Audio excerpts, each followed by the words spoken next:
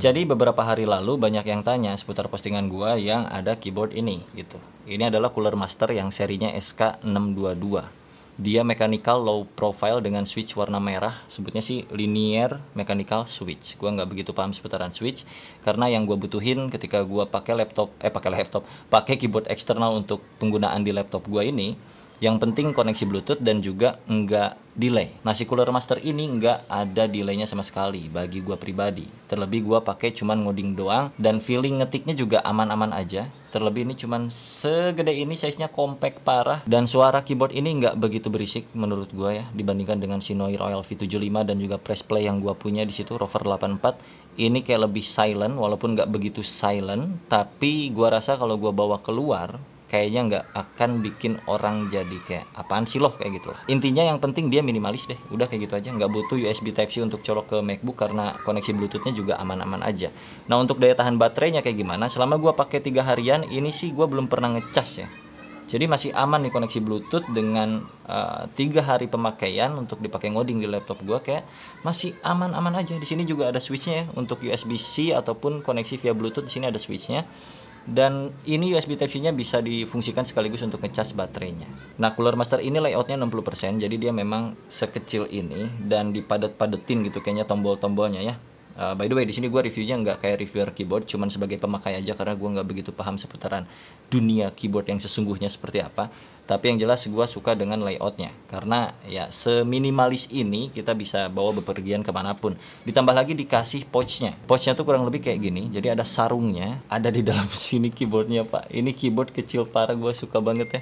Dan nggak berat gitu loh. Layoutnya bagus, clean, putih, build quality-nya juga oke punya.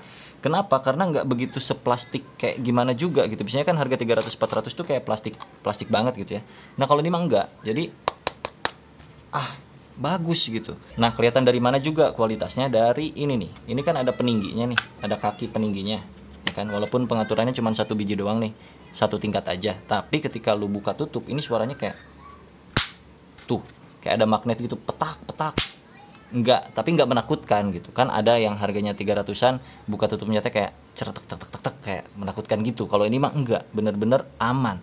Dan sekali lagi, ini gua nggak di endorse, memang gua pengen nyari keyboard yang beda, low profile keyboardnya, dan juga yang penting adalah size-nya compact. Konektivitasnya Bluetooth aja, biar nggak usah culak-colok ke si MacBook-nya. Karena lu tahu kan MacBook USB Type-C dan rada males harus pasang hub-hub kayak gituan lah. Kalau ini tinggal cetrekin mode Bluetooth, connect, that's it. Nggak ada delay, ngoding, lancar jaya aman, bisa dibawa kemana-mana. Walaupun gua nggak pernah ngecek jarak sejauh apa gitu ya. Karena juga kan ngapain kita connect Bluetooth terus jaraknya jauh-jauh, ngoding jauh-jauh dari layar utama, ngapain juga gitu maksud gua. So, ini bagi gua pribadi sungguh sangat enak, dan ketika lu ngetik untuk ngoding pun ini kayak kerasa ya seperti keyboard-keyboard yang harganya 1-2 jutaan. Karena kalau lu cek ke forum-forum SK622 ini, di forum-forum review bule 1 tahunan lalu artikel-artikelnya itu pada bilang bahwa keyboard ini harganya $119 atau 100 berapa dolar, sekitaran 1-2 jutaan. Di compare-nya tuh ke Keychron, di compare-nya tuh ke situ kalau gua baca-baca di artikel ya. Tapi di Indo harganya cuma 400-an sekarang, apa karena nggak laku atau gimana? Tapi bagi gua sih ya ini udah oke punya gitu loh. Nah, kalau misalkan gue pengen pakai keyboard ini di PC, yang mana PC gue adalah Windows, ini udah ada shortcutnya juga untuk switch mode gitu. Ada mode Windows ataupun ada mode Mac OS. Jadi tinggal pencet FN delete aja. Keyboard ini juga RGB, lu bisa pencet FN tab untuk milih-milih warnanya kayak gitu-gitu. Tapi gue sih nggak pakai, jadi polosan putih kayak gini aja biar kayak keyboard original ceritanya. Jadi nggak kelihatan begitu mencolok kalau misalkan kita bepergian bawa laptop dengan keyboard ini. Kalau dilihat dari dusnya, beberapa fiturnya apa ya, sebenarnya gue nggak begitu peduli dengan banyak fitur yang ada di sini ya, kayak hybrid wireless ergonomic upgrades, portable 60% layout, low profile switch, RGB backlighting, multiple OS support.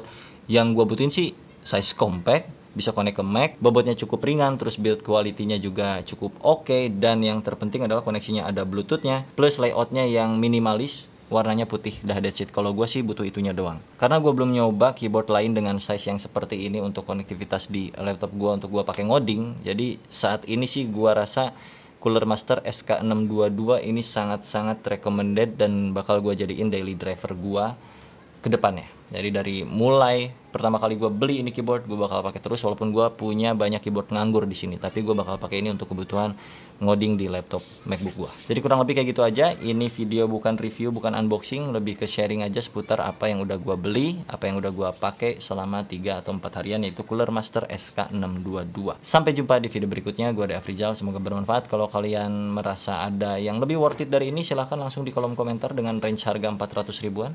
Masukin aja situ, ntar gue coba lihat-lihat. Bye-bye.